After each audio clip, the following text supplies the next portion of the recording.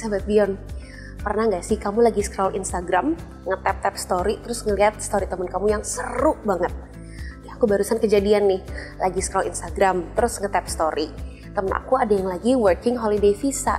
Jadi dia ngambil WHV di Australia, terus kerja di peternakan. Aduh, impian banget gak sih? Jauh dari ibu kota nih yang kadang agak-agak chaos ini, terus kerja di peternakan, kayaknya tuh adem, asri gitu. Tapi tahu gak sih, kalau ngelola bisnis kayak gitu, meskipun seru, ternyata nggak semudah itu. Nah, meskipun nggak mudah ya, mungkin ngelola bisnis kayak gitu, walaupun seru banget kelihatannya ya, peternakan gitu, kayak jauh dari ibu kota. Nggak gampang, cuman bisa dikelola. Di sini kita akan kasih ilmunya. Kita akan bahas setelah yang satu ini. Saya Tommy Kurniawan, anggota DPR RI Komisi 6. Menurut data dari Kementerian Koperasi dan UMKM bahwa di Indonesia ini terdapat 64 juta UMKM yang tersebar di seluruh Indonesia. Dan ke-64 juta UMKM tersebut belum terdata dengan baik di e-commerce maupun di pemesanan makanan secara online. Salah satu cita-cita saya adalah mengimplementasikan sebuah single data system yang baik, tentunya yang berkaitan dengan kehidupan masyarakat sehari-hari. Saya sebagai anggota DPR dan juga seorang pengusaha, saat ini saya sedang membuat startup yang berkaitan dengan UMKM dan juga makanan. Semangat ini memberdayakan dan juga membina masyarakat luas ini sesuai dengan hal yang dijunjung tinggi oleh BINUS sebagai lembaga pendidikan. Nah, tentunya saya juga berharap dapat berkontribusi bagi masyarakat Indonesia pada umumnya dan khususnya bagi UMKM di Indonesia. Keleluasaan dalam mengatur waktu itulah menjadi alasan utama saya kenapa saya memilih BINUS Online Learning. Di tengah kesibukan saya sebagai anggota DPR, saya tetap masih bisa mengikuti pelajaran dan juga mengerjakan tugas-tugas kuliah. Saya juga nggak mengorbankan waktu saya bersama dengan keluarga. Ilmu yang saya miliki itu juga memungkinkan saya bisa memberikan inovasi, memberikan ide-ide yang baik, tentunya yang berguna bagi masyarakat luas. Dalam ilmu yang saya dapatkan di perkuliahan ini, saya semakin antusias dan juga saya percaya diri bahwa saya dapat membantu UMKM yang ada di Indonesia. Ketika implementasi single data system itu terjadi, maka di saat kondisi seperti ini, mereka UMKM akan mendapatkan bantuan secara efektif dan juga tepat sasaran. Nah, seperti yang tadi udah di-spill nih tentang peternakan. Kali ini kita akan bahas tentang perencanaan harga, terus juga penentuan harga jual, terus media promosi, dan sistemnya untuk budidaya unggas petelur. Jadi meskipun kayaknya susah gitu, tapi bukan berarti nggak bisa diraih. Nah, di sini kita akan pelajari ilmunya, kita tonton di video berikut ini.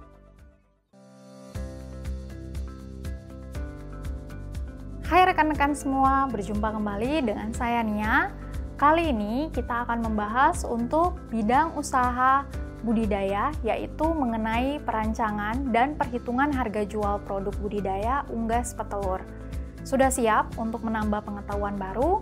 Yuk kita lanjut belajar. Peternakan hewan kecil seperti unggas merupakan salah satu bidang usaha yang masih terbuka lebar. Peternakan merupakan salah satu aktivitas dalam agribisnis. Agribisnis di bidang peternakan lahir seiring dengan peningkatan kebutuhan masyarakat akan produk-produk peternakan setiap tahunnya.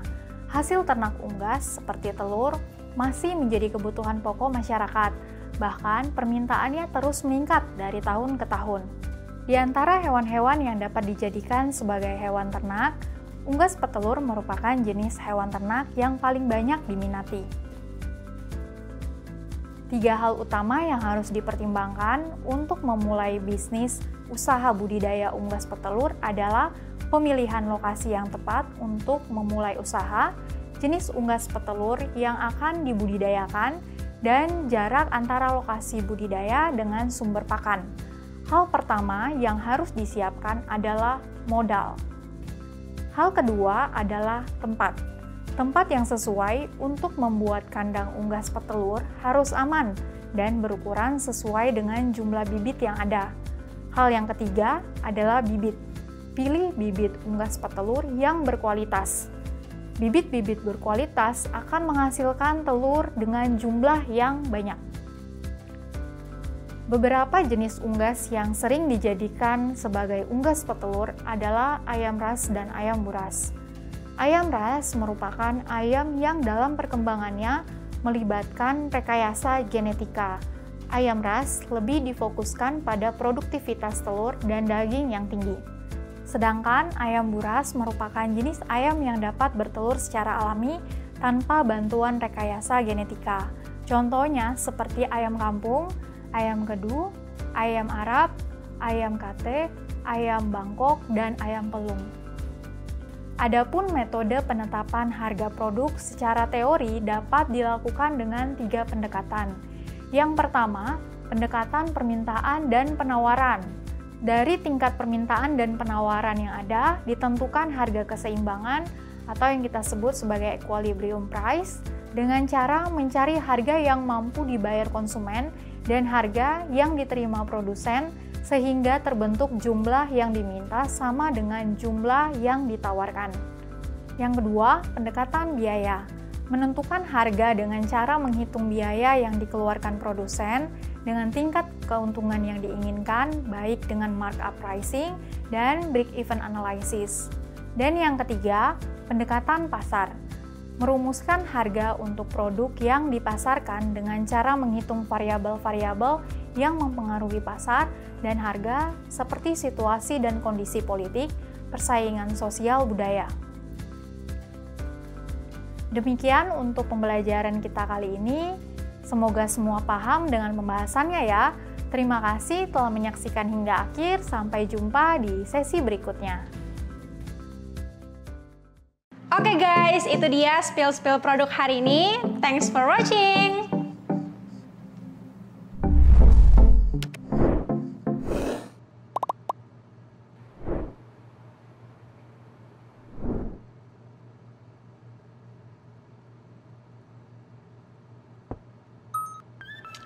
Halo guys, jadi aku mau jelasin ke kalian kalau aku itu kuliah di Binus Online.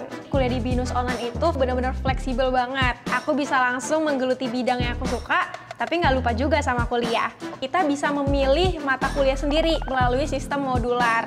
Lalu kualitas lulusannya juga nggak perlu diragukan lagi karena alumni-alumninya sudah tersebar di seluruh Indonesia dan bahkan sampai ke luar negeri juga.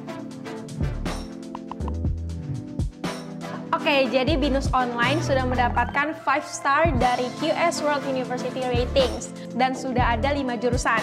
Yang pertama ada Business Management, Teknik Industri, Teknik Informatika, Sistem Informasi, dan kelima ada Akuntansi. Jadi, buat yang mau kayak aku, yuk daftar Binus Online sekarang.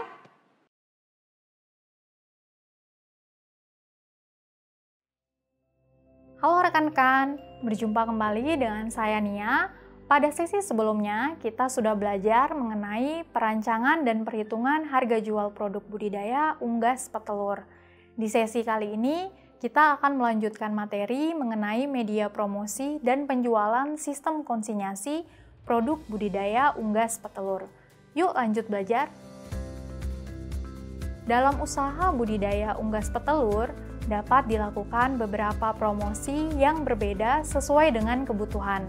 Promosi melalui pembuatan proposal dapat dilakukan untuk menambah jumlah investor sehingga dapat memperbesar dan memperluas usaha yang sudah ada. Sedangkan promosi hasil panen dapat dilakukan dari mulut ke mulut, mengikuti pameran pertanian, atau memanfaatkan platform media sosial, flyer, ataupun brosur. Konsep sistem konsinyasi untuk usaha budidaya unggas petelur dapat diterapkan dengan mengizinkan pihak ketiga seperti toko hewan peliharaan, peternakan, atau supermarket untuk menjual hasil telur dengan persetujuan bahwa akan dibayar hanya ketika telur tersebut terjual. Pastikan bahwa pihak ketiga memiliki reputasi baik dan memiliki basis pelanggan yang solid. Pastikan semua persyaratan dan persetujuan dengan pihak ketiga, termasuk harga jual, persentase komisi, periode penjualan, dan prosedur pembayaran dituangkan dalam kontrak atau perjanjian tertulis. Pastikan telur disimpan dan ditampilkan dengan baik untuk memastikan kualitasnya terjaga dan menarik minat pelanggan.